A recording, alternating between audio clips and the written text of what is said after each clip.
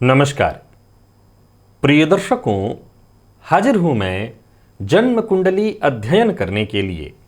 एक जन्म कुंडली लेकर आप सबके सम्मुख उपस्थित हुआ हूं। ये जन्म कुंडली एक युवक की है। आइए हम सभी मिलकर इस जन्म कुंडली का अध्ययन करेंगे।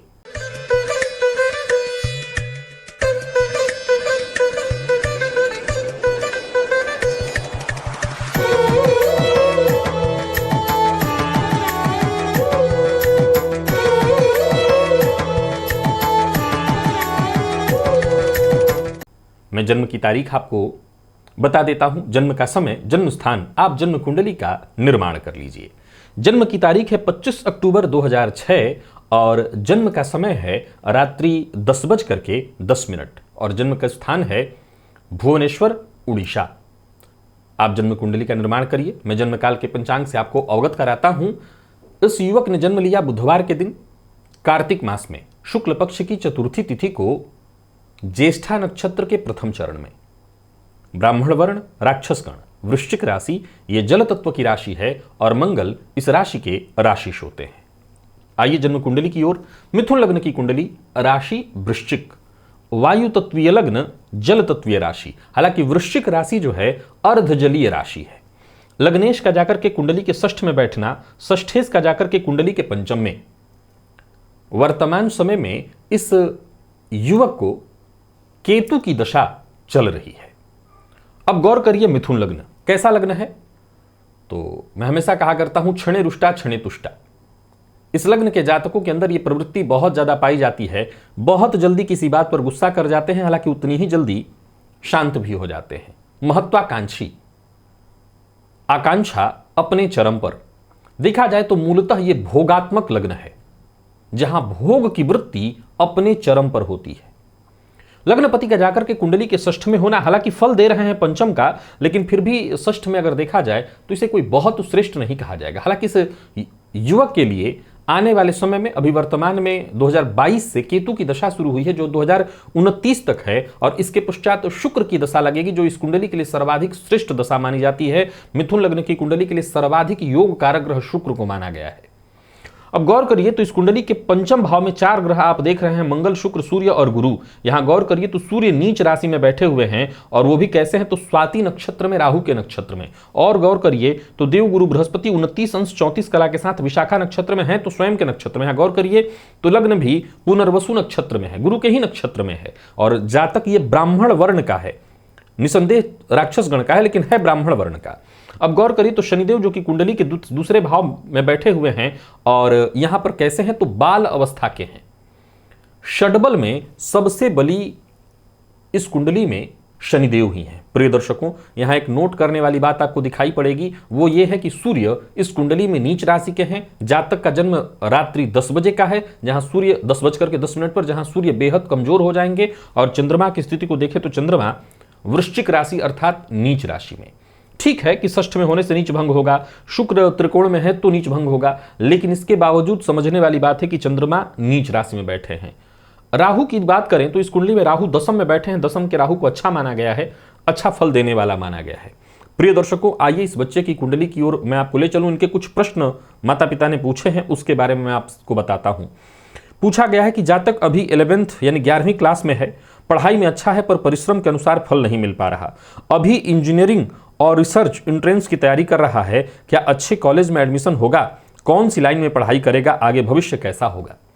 प्रिय दर्शकों, जब भी मिथुन लग्न के जातकों की कुंडली की चर्चा आती है तो मैं एक ही बात कहा करता हूं कि मिथुन लग्न के जातकों को सदैव, मिथुन, कन्या, धनु, इन लग्नों के जातकों को सदैव चुनाव ऐसे किसी फील्ड का करना चाहिए जहां मूलतः उनको बात बेचना हो, कंसल्टेंसी प्रोवाइड करनी हो। कारण समझिए, यह लग्न किससे संबंधित है? बुध से संबंधित।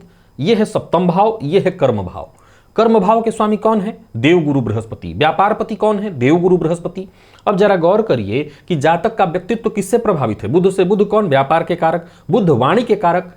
तो वाणी से, और गुरु किसके कारक हैं? तो गुरु ज्ञान के कारक हैं। तो वाणी से जहां ज्ञान बेचा जा सके, वाणी से ज्ञान का क्या काम हो सकता है, बेच ही सकते हैं उसको, कंसल्टेंसी प्रोवाइड कर सकते हैं, शिक्षा दे सकते हैं।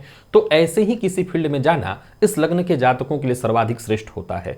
तो जैसा कि पूछा गया, पढ़ाई में अच्छा है पर परिश्रम के अनुसार फल नहीं मिल पा रहा। देखिए, सबसे पहले तो बता दूं कि वर्तमान में इस बालक को शनि की ढैया चल रही है। ढैया के साथ साथ एक और चीज गौर करना है कि इस बच्चे की कुंडली के षडबल में सबसे बली शनिदेव है। निसंदेह शनिदेव इस कुंडली के भाग्येश हैं और वो जाकर के कुंडली में अष्टमपति बनकर के द्वितीय भाव में बैठकर के अष्टम भाव को देख रहे हैं। अष्टमेश अष्टम को देखे, अष्टम भाव से ही रिसर्च का विचार होता है।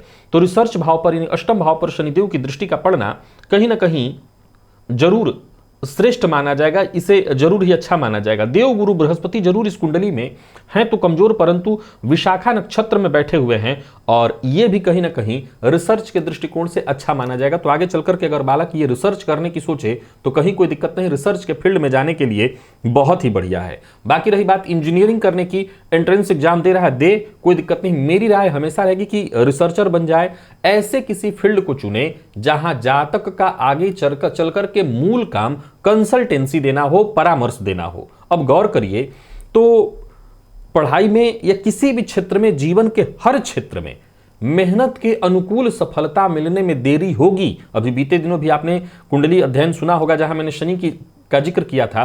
तो षडबल में जब शनिदेव सबसे बली हैं तो यह बात तय जानिए कि जातक के जीवन काल में चीजें थोड़ी डीले ही रहेंगी। बेहतर करने के बावजूद अब यश मान सम्मान कौन दिलाता है? सूर्य दिलाते हैं। जीवन में इंसान बहुत जो मान सम्मान ऊंचाई को पाए तो गुरु और सूर्य के कारण होता है। गुरु की स्थिति कैसी है? तो गुरु 29 अंश पर मृत, और शनि की स्थिति को यदि आप, सूर्य की स्थिति को यदि आप देखें तो वो नीच राशि में। तो वो जो ऊंचाई, भाई जब आपने अच्छा मेहनत किया तो आपका नाम होना चाहिए। मैं कहा करता हूं ना कि किसी ऐसे व्यक्ति के मोटिवेशनल भाषण को सुनकर के इंसान जितना मोटिवेट नहीं हो सकता। मोटिवेट किस चीज से होता है? मोटिवेट होता है इंसान अपनी सफलताओं से। जब हमें सफलता मिलती है, हमारी सफलता हमारा सबसे बड़ा मोटिवेटर है, हम अपने आप मोटिवेट हो जाते हैं। तो यहां पर वो समस्या हमेशा रहेगी, जातक के जीवन काल में चीजें थोड़ी डीले, विलंबित होने ही होने वाली हैं, इसमें कहीं कोई दो मत नहीं। बाकी एक बात तय है, जब शनि कुंडली में सबसे बली है ये जातक ब्राह्मण वर्ण का, गुरु का प्रभाव लग्न पर है, पर षडबल में सबसे बली शनि है और आने वाले दिनों में शुक्र की दशा इस जातक को शुरू होने वाली है। मैं इस कुंडली को पूर्णतः तम प्रधान कुंडली तो नहीं कहूंगा, क्योंकि जातक है ब्राह्मण वर्ण का, पूर्णतः तम प्रधान कुंडली नहीं है, पर इसके बावजूद शनि अगर कुंडली में षडबल में बली हैं तो जातक के जीवन काल में चमत्कार कराने वाले तो होंगे ही। पर समस्या क्या है? ये शनि दूसरे भाव में राहु की दृष्टि से दृष्ट होकर के बैठे हैं। फलतः वाणी की कड़वाहट, कई बार ऐसा बोल देगा जातक जिसके चलते व्यर्थ ही सभी लोग इसकी बातों से बुरा मान जाएंगे, पर फिर भी कोई फर्क नहीं पड़ता। वाणी का ही प्रभाव इसके लिए काम भी करने वाला है। वाणी के चलते ही ये सफलता भी हासिल करेगा, क्योंकि भाग्यपति बने शनि जाकर के कुंडली के दूसरे भाव में महाधन योग का भी निर्माण कर रहे हैं और देवगुरु बृहस्पति जो कि धन कारक हैं उनसे चौथे दसवें का संबंध बना रहे हैं, तो अच्छा है। तो मैंने जैसा कहा कि कंसल्टेंसी का फील्ड ही इस जातक के लिए सर्वाधिक श्रेष्ठ है। अभी केतु की महादशा चल रही, कैसा रिजल्ट मिलेगा? आगे शुक्र की महादशा कैसी होगी? केतु की दशा बस निकल रही, जैसे निकलने दीजिए। केतु उत्तरा फाल्गुनी नक्षत्र में, जो कि देखा जाए तो शुक्र का नक्षत्र, सूर्य का नक्षत्र होता है। सूर्य के नक्षत्र में जाकर के कुंडली के चतुर्थ भाव में बैठे हैं, ठीक है, इस लग्न में अकारक नहीं है, तो केतु की दशा तो ठीक है। मूल श्रेष्ठ जो दशा है इस कुंडली के लिए वो है शुक्र की दशा। शुक्र जो कि 7 अंश 39 कला के साथ स्वगृही पंचम भाव में बैठे हैं, ये अत्यंत श्रेष्ठ है, ये अत्यंत श्रेष्ठ है। और वो भाग्येश से केंद्र संबंध में है, भाग्य कारक के साथ भी केंद्र संबंध में और भाग्येश से भी केंद्र संबंध में। फलतः इस जातक के जीवन काल के शुक्र षडबल में सबसे बली हैं, मैं ऐसा नहीं कह रहा हूं। नौमांश में शुक्र धनु राशि में बैठे हैं, परंतु शुक्र की दशा ही इस जातक की सर्वाधिक श्रेष्ठतम दशा होगी, मैं ऐसा कह रहा हूं। तो शुक्र की दशा आ रही है जो कि निसंदेह बहुत श्रेष्ठ होगी। यह जातक बहुत जल्दी डिप्रेशन में आ जाता है, छोटी छोटी बातों से मन खराब करता है, जिसकी वजह से पढ़ाई में फोकस भी नहीं हो पाता। इसका मन शांत कैसे रहेगा? उसके लिए तो मैं उपाय बता देता हूं, लेकिन ये भूलिएगा मत, इस बच्चे की कुंडली में डिप्रेशन का योग है। ये अगर आप मेरे कार्यक्रम को देखते हो तो आप लोगों को पता होना चाहिए, बाकी मेरे दर्शक जान गए हैं कैसे। इस कुंडली में देखिए चंद्रमा का नीच राशि में होना, सूर्य का नीच राशि में होना। अच्छी बात यह है कि शनि इनमें से किसी को भी देख नहीं रहे हैं और ये जातक राक्षस गण का है। एक और बात, राहु की दृष्टि जरूर चंद्रमा पर है, पर फिर भी ये एक संभावना, एक होता है कि नहीं हर हाल में जातक डिप्रेस्ड होगा। कैसे? तो सूर्य चंद्रमा, अब जहां गौर करिए तो चंद्रमा शुक्ल पक्ष चतुर्थी का है, लेकिन चतुर्थी का होकर के भी चंद्रमा में बल नहीं आया है। पापक ग्रह के रूप में यदि ये दृष्ट हो जाए तब तो कहीं ज्यादा स्थिति खराब हो जाएगी, जातक के डिप्रेशन की संभावना होनी ही होनी है।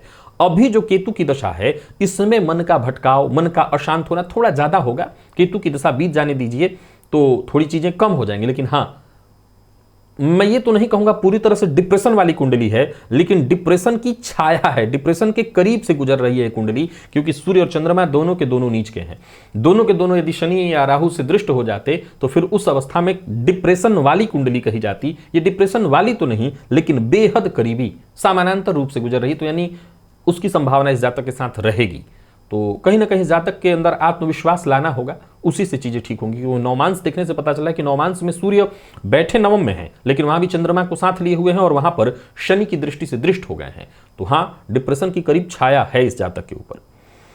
स्वास्थ्य में कोई ना कोई परेशानी होती ही है, गले में दर्द, एसिडिटी की परेशानी। स्वास्थ्य को ठीक करने के लिए उपाय बताइए। सीधी सी बात है, स्वास्थ्य के पीछे परेशानी का सबसे बड़ा कारण है लग्नेश का जाकर के कुंडली के षष्ठ में होना, षष्ठेश का जाकर के कुंडली के पंचम में बैठना पेट जन्य रोग की संभावना को यह प्रदर्शित करता है। तो ये परेशानी रहेगी ही रहेगी। इसका तो सिर्फ एक उपाय है, खान पान पर नियंत्रण। और मैं सबसे पहले कह करके हटा हूं कि यह लग्न भोगात्मक है, यानी भोग की वृत्ति इस लग्न में बहुत ज्यादा है। तो सबसे पहली आवश्यकता इस जातक को तो यही पड़ेगी कि अपने खान पान पर नियंत्रण रखे, तभी जाकर के जीवन सुरक्षित हो सकेगा। अब लग्नेश षष्ठेश, षष्ठेश जाकर के पंचम में, पंचमेश द्वितीय जाकर के कुंडली के षष्ठ में नीच राशि में। अब गौर करिए तो जन्म कुंडली का दूसरा भाव किस चीज का है? मुंह का। अगर आप ध्यान से समझें तो हमारे जीवन में 100 में से 99 रोग के पीछे हमारा मुंह ही कारण है। मुंह अर्थात खाना, खाने पीने के कारण 99 रोग हमारे शरीर में पहुंचते हैं। एक ऐसा रोग हो सकता है जो किसी और माध्यम से आ रहा हो। 99 रोग, 100 में से 99 केवल खान पान। अब द्वितीय भावपति जाकर के रोग भाव में बैठ गए हैं, तो सबसे पहले इस जातक को जरूरत है कि खान पान पर जितना हो सके नियंत्रण रखे। नियंत्रित खाएगा तभी लंबे समय तक चल पाएगा। और ऊपर से षष्ठपति बने चंद्र मंगल जाकर के पंचम भाव में बैठे हुए हैं, पेट का रोग तो रहना ही रहना। इसका एकमात्र उपाय है खान पान पर ध्यान देना। और स्वास्थ्य में कोई ना कोई छोटी मोटी परेशानी रहती है, उसका मैं निदान अभी आगे बताता हूं। नौकरी और विवाह के बारे में बताइए, कौन से साल में हो सकती है? देखिए, मैं फिर दोहरा दूं कि इस कुंडली को मैं नौकरी वाली कुंडली बहुत ज्यादा नहीं कहता। ये नौकरी के लिए कुंडली बनाई नहीं गई है। मूलतः ये कुंडली व्यापार, और वो भी सेल्फ, ये भी नहीं कहूंगा पार्टनरशिप, अकेले ही इस लग्न के जातक काम कर सकते हैं, क्योंकि पेशेंस की थोड़ी कमी होती है, गुस्सा ज्यादा कर जाते हैं जल्दी, महत्वाकांक्षा बहुत ज्यादा, ईर्ष्या की भावना भी बहुत ज्यादा होती है, किसी को आगे बढ़ते बहुत ज्यादा नहीं देख सकते हैं। तो उस अवस्था में ये साथ मिलकर के काम नहीं कर सकते। अगर इनको साथ काम कराना है तो अकेले, जो भी करेंगे अकेले अकेले करके ही आगे बढ़ते हैं। सो व्यापार करना ही इस जातक के लिए ज्यादा श्रेष्ठ होगा। लेकिन अब इंजीनियरिंग इत्यादि की पढ़ाई या रिसर्च फील्ड में कुछ दिनों तक नौकरी करना चाहे कर ले, कोई दिक्कत नहीं। मैं फिर दोहरा रहा हूं, इस बच्चे के जीवन काल में 2029 के बाद एक नया दौर शुरू हो रहा है, जहां सब कुछ उसके बाद श्रेष्ठ ही श्रेष्ठ होते मुझे दिखाई पड़ रहा है। अब रही बात विवाह की, ये जातक देखा जाए तो जन्म लग्न से, चंद्र लग्न से, तो जन्म लग्न से तो नहीं लेकिन चंद्र लग्न से मांगलिक है। चलिए, मांगलिक होने से कोई समस्या नहीं। सप्तम पति जाकर के कुंडली के पंचम में, और पंचम पति पंचम में ही बैठे हैं। अब यहां गौर करिए तो शुक्र मंगल की युति कुंडली के पंचम में बनी हुई है। आने वाले दिनों में इस बच्चे को शुक्र की दशा लगने वाली है। अब ये बड़ा गौर करने वाला विषय है। मैंने अभी अभी कहा कि जब ये लग्न भोगात्मक वृत्ति वाला है और इसकी कुंडली में शुक्र मंगल की युति, वो भी स्वाति नक्षत्र में, राहु के नक्षत्र में, राहु जाकर के कुंडली के दशम में बैठे हुए हैं वो गुरु की राशि में, लेकिन मीन राशि में बैठे हैं। गुरु की राशि में होकर के धनु में होते तो कहीं ज्यादा बेहतर स्थिति होती। मीन राशि में बैठे हुए हैं, और ऊपर से देखा जाए तो ये राहु गुरु के नक्षत्र में भी, पूर्वा भाद्रपद नक्षत्र में गुरु के नक्षत्र में बैठे हुए हैं, तो हैं गुरुवत। लेकिन इसके बावजूद जातक, देखिए, इस जातक के व्यक्तित्व की अगर मैं उसका रेखांकन या यूं कही कि रूपरेखा आपके सम्मुख रखूं तो कैसा है, इसको जरा समझिए। ब्राह्मण वर्ण, हमेशा ध्यान रखिएगा, ज्योतिष शास्त्र जाति की बात नहीं करता, वर्ण की बात करता है, ब्राह्मण वर्ण। अब यहां ब्राह्मण वर्ण का मतलब है कि जातक के अंदर अगर गहराई में जाकर के नापा जाए तो व्यक्तित्व, इसका चित्त जो है वो बिल्कुल पवित्र, साफ सुथरा और अच्छी सोच वाला। लग्न में भी गुरु के नक्षत्र की बात अगर करें तो वो भी बहुत अच्छी बात है कि गुरु के नक्षत्र में लग्न होने के चलते जातक, अगर इससे होता क्या है, गुरु के नक्षत्र में लग्न हो, ब्राह्मण वर्ण का हो, तो अगर शुक्र मंगल की युति, केतु की दशा, शुक्र की आने वाली दशा के चलते यदि जातक भटकता भी है तब भी उसके मन में कहीं ना कहीं सात्विक वृत्ति रहेगी। उसको यह पता होगा कि हां मुझसे गलती हो रही है, मुझे ऐसा नहीं करना चाहिए। तो यह एक बहुत बड़ा प्लस पॉइंट है, यह एक बहुत बड़ा प्लस पॉइंट है। तो इस पॉइंट को अगर ध्यान में हम रख करके चलें तो कहीं ना कहीं इस जातक के जीवन पर इसका अच्छा ही प्रभाव पड़ेगा, विशेष करके जब हम शुक्र की दशा को आने वाले दिनों में देख रहे हैं। हां, अब लग्न चूंकि भोगात्मक है, तो भोगात्मक लग्न, और यहां पर अगर देखें तो राहु के नक्षत्र में इन ग्रहों के होने के चलते भटकाव की भी संभावना रहेगी। अब मैंने जो गुरु और ब्राह्मण वर्ण की चर्चा की, ये अंतिम परिणति है, यानी इंसान पहले भटक जाए, गलती का बाद में उसको एहसास हो, लेकिन भटकाव में जाएगा जरूर। तो उस पर माता पिता को बहुत ज्यादा ध्यान रखना होगा। अब विवाह कब करें? देखिए, मैं समझता हूं कि इस कुंडली में सप्तमेश देव गुरु जाकर के बैठे हैं कुंडली के पंचम में। वैसे तो आप लोग चाहें तो कम उम्र में भी विवाह कर सकते हैं, लेकिन मेरी राय तो यही रहेगी कि थोड़ा भी रुक जाइए, केतु की दशा पूरी निकल जाने दीजिए, फिर शुक्र की दशा आने दीजिए। शुक्र की दशा में आप लोग विवाह करें, कोई दिक्कत नहीं होगी। वैसे जहां तक मैं देख पा रहा हूं, इस जातक की कुंडली के हिसाब से देखें तो माता पिता को विवाह में सम्मिलित होने का मौका मिलेगा। विवाह ये जातक प्रेम विवाह करेगा, बाकी माता पिता को सम्मिलित होने का मौका अवश्य मिलेगा। मिथुन लग्न की खासियत यह है कि अगर माता पिता जिद्द पर ही अड़ जाएं कि हम नहीं करने देंगे तो बात ही अलग है, मान जाते हैं इस लग्न के लोग। लेकिन अगर आप जिद्द पर नहीं अड़ते और जिससे ये जातक प्रेम करे या विवाह करना चाहे, आप लोग भी उसमें सहमति दें, सम्मिलित हों, तो फिर आप सम्मिलित हो सकते हैं, आपको भी मौका मिलेगा सम्मिलित होने का। बाकी इस जातक का विवाह जो है प्रेम विवाह होने वाला है। मेरी राय यही रहेगी कि चाहे वो कोई भी विवाह हो, थोड़ा विलंबित हो, लेट से हो, केतु की दशा बीत करके हो तो ज्यादा अच्छा है। अब आप फिर वही अगर बात आती कि नहीं क्या मैं कोई समय दूं, मैं इसलिए समय नहीं दे रहा हूं क्योंकि मैं चाहता हूं कि केतु की दशा पूरी निकल ही जाए, तभी जाकर के शुक्र की दशा में विवाह किया जाए। और माता पिता और बड़ी बहन के साथ आगे संबंध कैसा रहेगा? जातक नित्य सूर्य भगवान को अर्घ्य देता है, हनुमान चालीसा और गंगड़ पतन में अत्यंत श्रेष्ठ। माता पिता भाई बहन, मैं इस लग्न के जातकों का संबंध किसी के साथ भी ठीक नहीं देखता हूं। हर किसी के साथ संबंध में कहीं ना कहीं मतभेद, मैंने कहा ना कि ईर्ष्यालु स्वभाव थोड़ा सा होता है, राक्षस गण होने के चलते यहां ये चीजें होंगी। लेकिन एक अच्छी बात याद रखिएगा, मैं इस लग्न के लिए एक और तर्क दिया करता हूं जो आज फिर दोहरा देता हूं कि यदि आपके 4-5 बच्चे हों, उनमें से एक मिथुन लग्न का हो, और सपोज करिए भगवान न करे माता पिता में से किसी की किडनी फेल हो जाए, मैं नहीं जानता कि बाकी के बच्चे आपको देंगे कि नहीं देंगे, पर मिथुन वाला जो है, जो कि आपके साथ रोज ऐसा बर्ताव करता था कि लगता था कि इसको ना तो बोलना ठीक से आता है, ना इसका व्यवहार ठीक है, कई बार आपके मन को दुखित कर देता था, लेकिन वो सबसे पहले आकर के खड़ा हो जाएगा, मेरा ले लो। ये लग्न मूलतः बुध से प्रभावित होने के चलते जातक मूलतः युवराज है। युवराज का स्वभाव कैसा? बालक, बालक भी कहिए और युवराज भी कहिए। पहले तो बालक है, बालक होने के चलते लड्डू दे दो तो खुश हो जाएगा, एक थप्पड़ मार दो तो बुरा मान जाएगा, बालक का ये स्वभाव है। फिर लड्डू दे दो फिर खुश हो गए, यानी उसके मन की कर दीजिए तो संतुष्ट, उसके मन के विरुद्ध चले जाइए नाराज। युवराज, युवराज का स्वभाव मैं जो कहूं वो करो, मैं जो कहूं वो मानो, तो वो स्वभाव में होता है। तो थोड़ा सा जातक का ऐसा व्यक्तित्व तो हमेशा रहेगा। अब इससे आप तय कर लीजिए कि संबंध अच्छा या बुरा। अगर वाणी के लेवल पर देखेंगे तो संबंध खराब, और आप संबंध गहराई के लेवल पर देखेंगे तो बहुत अच्छा। जब जब जरूरत जिसको पड़ेगी, ये बालक अगर सक्षम रहेगा तो खड़ा होगा, सक्षम रहेगा। पर अब इतने ही इनके प्रश्न थे। मैं अब इस कुंडली की तरफ आप लोगों को, मेरे सभी दर्शकों को लेकर के चलना चाहता हूं। प्रिय दर्शकों, इस बच्चे की कुंडली में षड्बल मेरे सामने पड़ा हुआ है। षड्बल बेहद कमजोर है। षड्बल में लगभग हर ग्रह बहुत कमजोर है। एकमात्र शनि बली दिखाई पड़ रहे हैं, लेकिन उनको भी मैं इतना बलवान नहीं कहूंगा कि अत्यंत बली है ना, वो भी कमजोर है, बहुत बलवान नहीं है। पुरुष का जन्म यदि रात्रि में हो तो कहीं ना कहीं कुंडली थोड़ी कमजोर पड़ जाती है।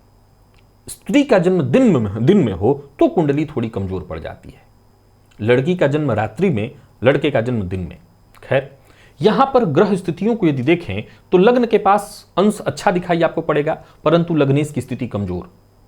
चंद्र कुंडली का यदि हम निर्माण करें तो बुध और चंद्रमा लग्न में दिखाई पड़ेंगे अच्छा, परंतु वो वृश्चिक राशि में चंद्रमा ही नीच के, राहु की दृष्टि से दृष्ट। अब देवगुरु बृहस्पति जो कि 2 केंद्रों के स्वामी होकर के बैठे त्रिकोण में, केंद्र त्रिकोण योग बना करके, पर कैसी स्थिति? तो वो भी 29 अंश पर हैं, खुद के नक्षत्र में कमजोर। तो ये पॉइंट जो इस कुंडली में बने हुए हैं, षड्बल में ये ग्रह बहुत कमजोर पड़ रहे हैं।